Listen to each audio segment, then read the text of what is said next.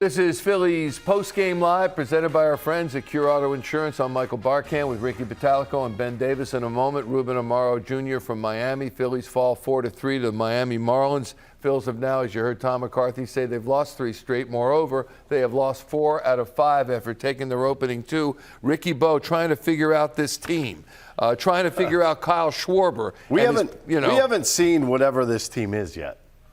Yes, I look at JT Realmuto. You got to give him a little credit. He was not hitting the ball a couple days ago. All of a sudden, he's getting it together. A nice 4-hit night tonight. 2 for 7 with runners in scoring position. And then I don't understand the starting pitching right now, because maybe this has something to do with spring training and not being, 100%. But we saw Gibson go out there and just cruise through 3 innings, right? Yeah. He comes back in that 4th inning, and it was a disaster. And we just saw the same thing happen to Aaron Nola. I will say this much. Obviously, the offense, it's no secret. They're not putting up the numbers that we would think they would put up at this point. They're not hitting the ball out of the ballpark like you think they should. But the starting pitching is going to be an issue at this point also. Gibson had a great first start. This one, he let his emotions take over and lost control of the ball game. And that's a problem to me. Ben, when you look at this team now, you look at the lineup, you look at the pitching, where's it going? This 7 lineup, games in. It was very frustrating tonight, Michael. This offense, it seemed like every lefty in the lineup had at least 2 rollovers to the right side. Alcantara it was no surprise what he was doing. It was a lot of fastballs and changeups away to these lefties. Lefties just weren't doing it. Yes, we saw that first inning, Bryce Harper, nice bullet to left field for that sac fly. But guys just rolling over, pulling off balls, trying to do too much.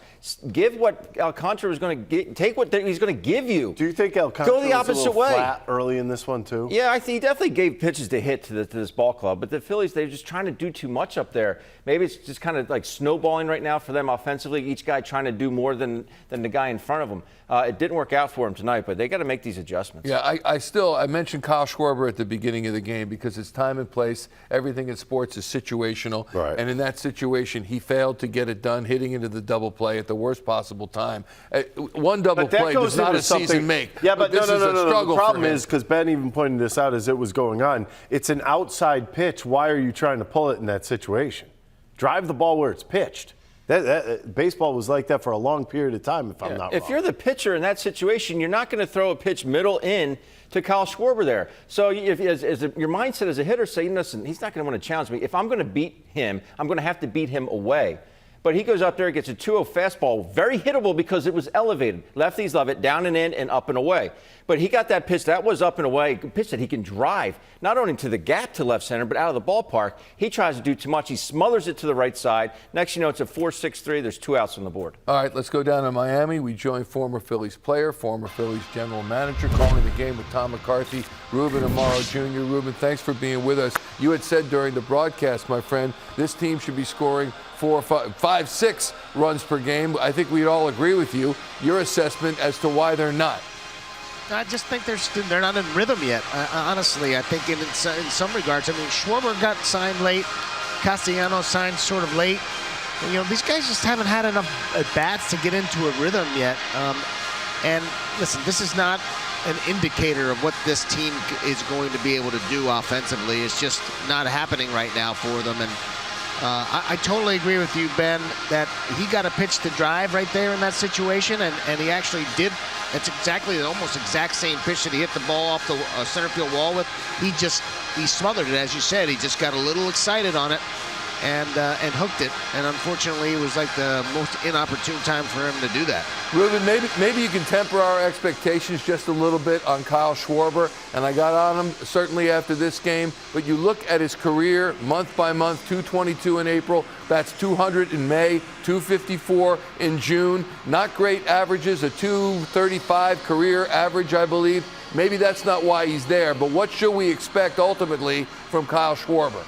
Oh, he's going to be an offensive force. I don't think there's any question about it. This is a guy that's continuing to mature as a player and as a hitter, and as he continues to work with some of these guys, he's going to learn from guys like Castellanos and Harper and just being in that lineup. I think he's going to be just fine. I don't think that we should be panicking right now. I know it's 7 games and they haven't swung the bats the way we know that they can swing the bats. But Schwarber and Castellanos and Harper, I mean, these guys are just too good. The back of the baseball card matters. Unfortunately, they couldn't get it done. And listen, they were facing a pretty darn good pitcher today as well. Yeah. Inside the box score of a 4-3 Phillies loss, they did have 3 runs on 11 hits. 4 of them belong to JT Realmuto, who has raised his average to 360 on the season. And believe me, as you know, it's not how it started. Didi Gregorius also had 2 hits. So what's the manager have to say? Here's Joe Girardi postgame. The ball hit the center in the 4th. Is that looked like you only got there? But Triple. Yeah, I mean, I would have to see it on tape. You saw it better than I probably did because you could see it. Yeah, I mean, the real difference was the 4th inning, where we had a chance to get a couple more runs and we weren't able to cash in, and they cashed in. That was the difference. Gibson threw 37 pitches there, and it seemed like He threw a lot. Yeah, he was pretty gassed. So, I made a mistake to Cooper. The break ball just stayed inside, and then I'm not sure what it was. If it was a cutter or a fastball that leaked on the plate. Gave up the triple, and then, Wendell placed it well, right? I mean, Joey Wendell puts the ball in play, right? He's not going to strike out. He's going to put a tough one down on you, and that's what he did. And he got a base hit, and that's the difference in the game. Gibson looked like he was not happy with that Call. I would have to see on it. Sanchez there right before the base hit. Yeah, the one that I noticed was it on Stallings? The one that yeah. Maybe, I don't know, but it was, I don't remember, but I mean, I thought Allen did a good job from what I saw. He seemed really efficient in his outing against the A's. Did you notice anything different? No, I mean, he was great the first 3 innings, right? I mean, he was Yeah. fantastic. I mean, he was efficient. He just got kind of in some long counts and a long inning in the 4th, and that was the difference. I know you guys like Bierling a lot. Can you see, he was like inches from his first hit there, and can you see that kind of piling on a little bit where he's like, Yeah, I mean, it weighs on you, right? But we got to get that first hit in there, right? Yeah. So he can take off. I mean, that's the thing. I mean, we'll evaluate tomorrow, but I feel for the kid because he's hit some balls decent, and then he gets one that, yeah, right, and it can change. But we know he's a much better hitter than he started. But I mean, you see a lot of poor averages right now from hitters around baseball. I mean, he's not the only one scuffling. Bohm keeps swinging it. Do you Yeah, I mean, we talk about it every day.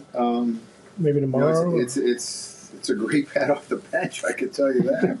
And he's still getting at bats, so we'll see what we do. What did you think about Realmuto's all-around game? Well, he was fantastic tonight. I mean, you can't do any more than what he did. 4 hits, walk. He did a good job with our staff. He was fantastic tonight. It's just kind of like a matter of if he has games like this, then when the other guys around him pick up, what does he mean to the offense there? Well, I mean, anytime you have guys going in your lineup, if they're in a cluster, you can score a lot of runs, right? So we got to get, got to get Schwartz going, and we got to get some other guys going. And if we do that, we're going to score a lot of runs, and we will. Kyle's the only guy that you really haven't sat yet. Is it possible you look at that tomorrow?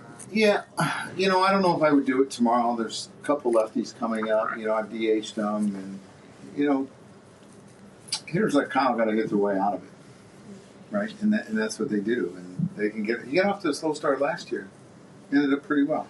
He got he leads off the game. But do you think you have Alcantara kind of on the ropes a little bit, and then he hits the balls hard, and we know he's great. He's a fantastic pitcher. I mean, he's a true ace. And he settled in after that.